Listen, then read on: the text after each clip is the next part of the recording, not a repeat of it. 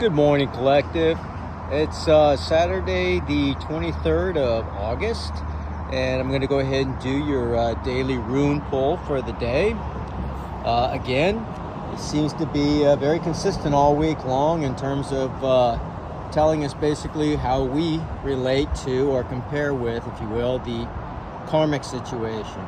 Whether that's with an S or if it's singular or not is going to be dependent on each and every one of you out there. I don't know what your individual situations are, since we're picking up the overall energy. It's just telling us that they exist, whoever they are, or whatever body of people may be involved in this case. But let's go ahead and look at it. And again, this is the runic river. Think of fate or destiny flowing in this direction, okay? And here you are, standing here in the midst of that stream. Now, sometimes the fate or the flow of time goes very slowly, and it's easy to keep your footing and everything else. It just barely trickles by. Other times it goes back past you like a very, a very quick current, and it's hard to keep your footing, so to speak. But that's basically what we're looking at. So this furthest one denotes basically the past. This row of 4 here represents our present, and these 2 out here by themselves represent our future, so to speak, for the day. Okay, I do these daily, so it's only for the first 24 hours from whenever you read this or see this reading, I should say.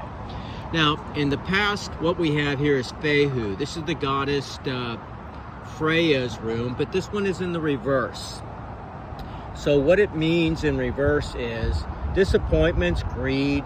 It talks about loss and money problems, arguments, loss of property. It talks about also the loss of self-esteem, or something that you put a lot of effort into keeping. It talks about something,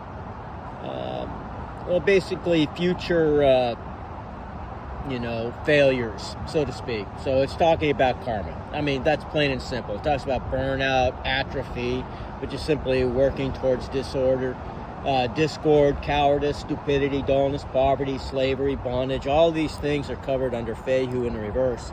The most extreme runes in the reverse are typically the gods and goddesses when they're showing up in the negative, if you will.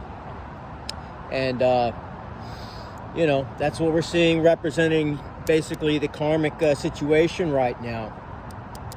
Now, there may be a few out there actually, in the collective who may be suffering from some of these things too, but I can't really say that with a certainty, in the sense that if you are in the collective, you're typically resonating at a higher vibration, frequency, and resonance, so you should have dharma coming your way, or good karma, not bad karma.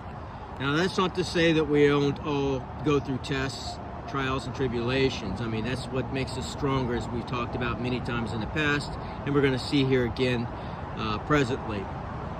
But let's go ahead and proceed. I think that you have some, at least internal idea who this might be that we're talking about, and for the most part, and in my gut, I know with a certainty, we're talking about the karmics that are involved, and for whatever reason have waged war against us, without doing anything wrong or soliciting that type of activity or motivation from them. Their envy, jealousy, pride, ego, sense of competition secretly. I mean, you don't even know that you're in this competition, a lot of you. And they've decided to go this route. And again, it's no, shame or shade to them specifically. We're all at different points in our journey. So some people just need to go through some severe lessons to learn their, to learn their lessons, I guess, All right, so what we have here for the pre-Saturday pull that I pulled last Sunday, and tomorrow I'm going to do another weekly pull in advance, but we got Thursday, and again, this is the god Thor's room, but it too is in the reversal. So as you can imagine, it's not a very good room, or not denoting a good energy. So Thursday in the reverse basically speaks of stubborn and foolhardiness, a sense of folly, somebody who's both a danger to themselves and others, somebody who is defenseless. They have no spiritual protection right now. even their own ancestors have abandoned them because of their actions. A sense of dullness and evil, malice and hatred, torment and spite. They're compulsive, and they're betrayers of all that is good. They're liars. They're even rapists. That's an actual definition for this rune, and it's up, or I should say in its reversed position. And they're looked at generally as an overall bad person. Okay? So in terms of good or bad, it's not for us to judge. We can judge, of course, a tree, by its fruits or lack thereof. And we see many examples, especially within Christendom, that have come to my mind in regards to that. But by their fruits you will know them. You know who I'm talking about. And I don't mean just that, of course, smiling face, the one that's always trying to put up a veneer of kindness or whatever on the outside, but you just know there's something off about them. Okay? Trust your gut. Now, strangely, and yet not so much so, the more you do these kinds of things, I pulled exactly the same rune in exactly the same position today for today's energy, which is Thur says, again, in the reversal. I'm not going to repeat what it means. Just think in terms of a truly bad seed, okay? Somebody who is just the chaff, and that chaff will be burned, okay? That's all I got to say. Their day is coming. Karma is upon them. It's not for us to judge them or anything else. You turn that over to Spirit. Spirit is dealing with it, trust me. All right. Now, as far as our influences for today, well, we got Othala in the upright. I know it's hard to see because the sun is coming in, peeking underneath the clouds that we have here. But Othala in the upright talks about home and property, heritage, dwellings, a few mountains yet to climb, but ancestral property or possessions.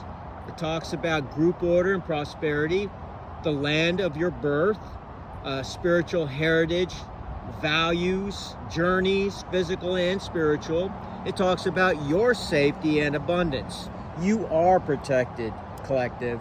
Remember that. Now, this also could be talking about, of course, something that is being withheld from you by the karmics in question, okay, that we see both in our present and our past energy.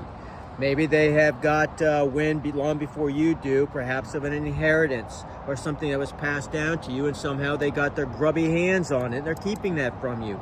Trust me when I say what's yours is going to find you. There's nothing they can do to stop it. Nothing.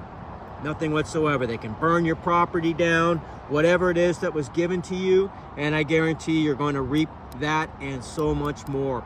Just be patient, continue to pray, continue to do your rituals, continue to do all your shadow work. Good things are coming your way. That's what this is telling you. Now, the other influence to the right is our neutral rune of Isal. Now, Isal simply reminds us that there are basically challenges and restrictions and frustrations that come into our life.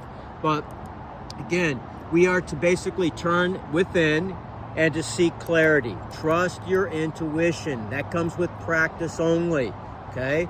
Learn to be self-aware and practice doing that several times throughout the day, all right? Not just in your daily meditation, but make it a practice to do that whenever it becomes, conscious to you. To, even as you're walking to and fro, or probably not a good idea to do that while you're driving, but you know what I mean. Practice it several times throughout the day and it becomes more and more natural. Now, in terms of our future energies, we have two good runes. We have Algis and Gibo, and both in this case are in the upright. So those are very positive energies for all of us collective. And this talks about our friendships, your soul, optimism, your aspirations, being fortunate instead of the opposite we see with the karmics. You do have protection, as I've stated. You have your guides, you have the angels, you have the Most High themselves watching over you, protecting and guiding you. You have this urge to protect others as well as yourself. Basically, this is used as the warding off of all evil. Talks about connection with the gods and learning to trust your intuition. So we see that echoed okay? Both in our present and our future energies for today. So that's why I gave you the advice to make it a regular part of your day whenever you become conscious of it.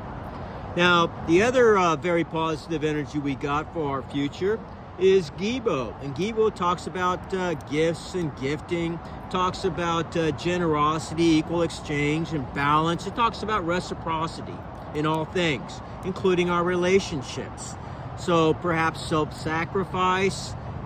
It even talks about divine unions or equal relationships, you know, partnerships, things of that nature. So all those things that are coming your way, collective, are going to be very, very positive, very good, very lucrative for your, well, for your future. So, you know, thank God, thank your maker, thank the universe, whoever it is that you pray to or speak to on a regular basis. And if you don't, you probably should, okay? Even if it's just to your higher self. I'm not telling you what to believe or anything of that nature. I share with you my beliefs, and you can take them or leave them. And I'll even share with you why I believe what I believe, what it took for me to get to that, you know, belief system. Okay, so I don't just believe anything haphazardly, and I would strongly urge that you do the same. But that is our energy for today, and overall, again, it's a reflection of both where you stand versus where the karmics stand. And I hope that was, you know, helpful for somebody out there. And just let me know if you need anything, any prayer, anything of that nature, or you just want a shoulder to lean on. I'm here. You know, I'm going through it too, you guys, but it's making me stronger, and they don't realize that. So with that being said, I wish you all a wonderful, you know, Saturday, and I will see you guys here in a few more minutes with the tarot reading. Okay? Bye-bye.